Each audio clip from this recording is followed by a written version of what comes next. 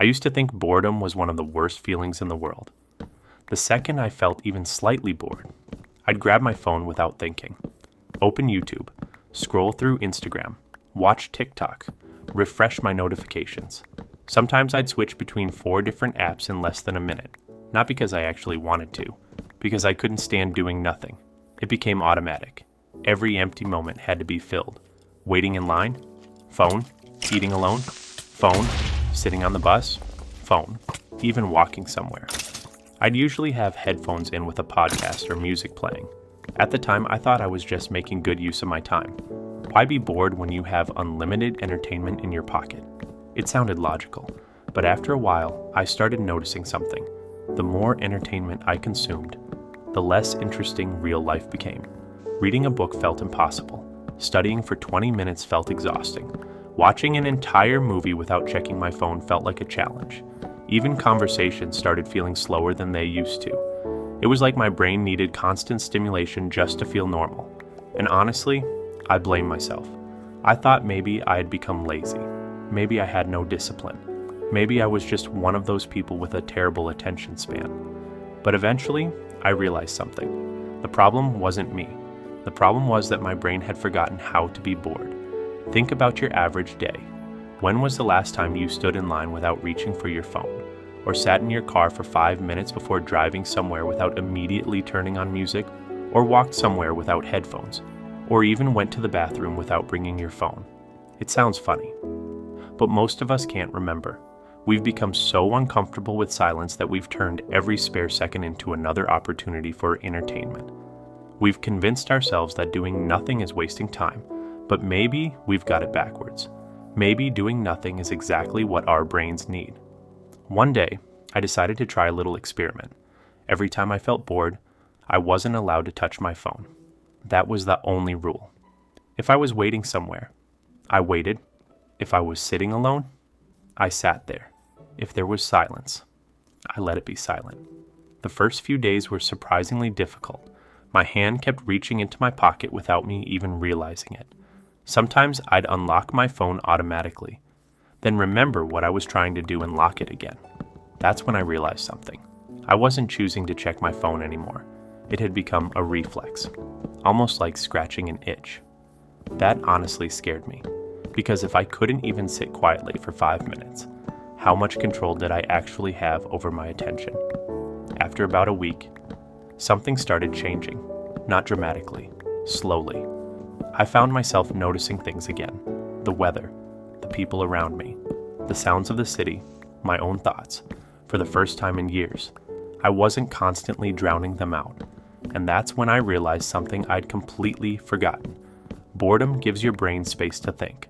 Not consume, think. We're so used to taking in information every second of the day that we've forgotten our minds need empty space too. Imagine trying to write in a notebook that's already completely full. You can't. Your brain works the same way.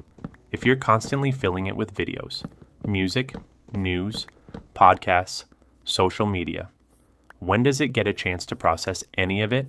It doesn't. It just keeps collecting more and more information without ever slowing down. One thing that surprised me was how many ideas came to me when I stopped distracting myself. Some of my best ideas have never come while scrolling social media.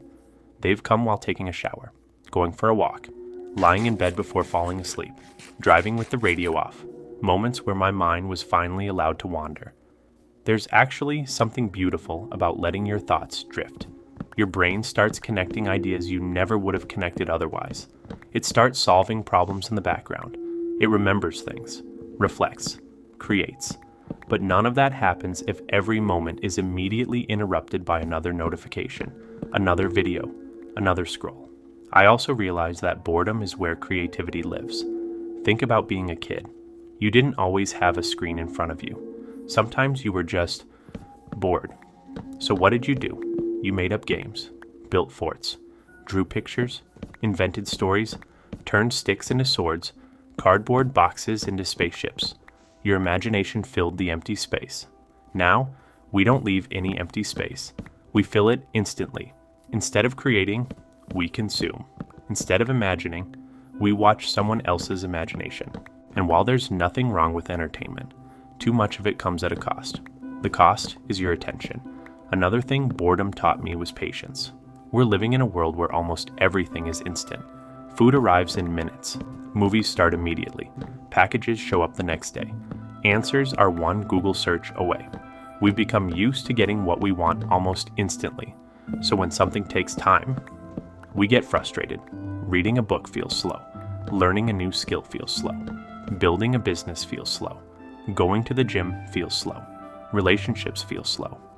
Everything worthwhile suddenly feels boring because we're comparing it to things designed to stimulate us every few seconds. That's not life's fault. That's our brain adjusting to constant dopamine. I like to think of it like eating candy. Imagine eating candy all day long. Eventually, an apple wouldn't taste very sweet anymore. Not because apples changed, because your taste buds did. The exact same thing happens with your attention if your brain gets used to constant excitement. Normal life starts feeling dull, not because life became boring, because your expectations changed. The good news is, your brain can change back. Mine did. The less time I spent chasing constant stimulation, the more I started enjoying ordinary moments again. A walk became enjoyable. Reading became relaxing. Having coffee without checking my phone became peaceful. Long conversations became interesting again. Nothing around me had changed. I had simply stopped expecting every moment to entertain me. If there's one thing I'd want you to remember from this video, it's this. Stop treating boredom like something you need to escape. Treat it like a reset button. Leave your phone behind once in a while. Go for a walk without headphones. Sit outside and do absolutely nothing. Drive without music. Look out the window instead of at a screen. It'll probably feel uncomfortable at first. That's okay. Discomfort isn't always a sign that something is wrong. Sometimes it's a sign that your brain is slowing down for the first time in a long time. And once you get through that discomfort, you'll find something most people rarely experience anymore. Peace. Real peace. The kind that doesn't come from another video, or another notification, or another dopamine hit. The kind that comes from simply being present. Because maybe boredom was never something you were supposed to eliminate. Maybe it was the quiet space your mind needed to finally hear itself again. And in a world that's constantly demanding your attention, learning to be bored might just become one of the most valuable skills you can develop.